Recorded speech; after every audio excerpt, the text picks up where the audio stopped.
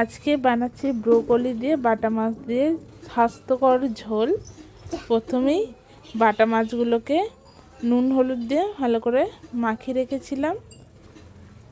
তারপরে বাটা মাছগুলোকে ভালো করে লাল লাল করে ভেজে তুলে নিচ্ছি। আপনারা কিভাবে ব্রোকলি রান্না করেন অবশ্যই কমেন্টে জানাবেন। তারপর ব্রোকলিগুলোকে তেলে ভেজে নিচ্ছি।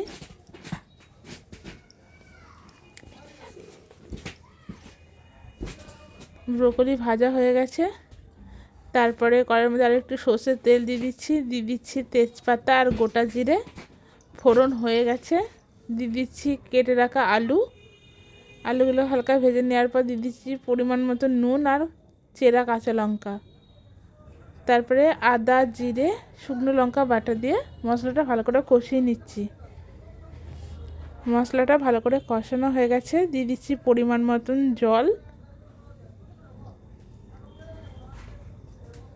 তারপরে ঝোল ফুটে গেছে, দিয়ে দিচ্ছি ভেজে রাখা ব্রোকলি আর বাটা মাছগুলো। এবার ভালো করে ফুটিয়ে নেব। আমাদের বাটা মাছ দিয়ে ব্রোকলি দিয়ে মাছের ঝোল হয়ে গেছে।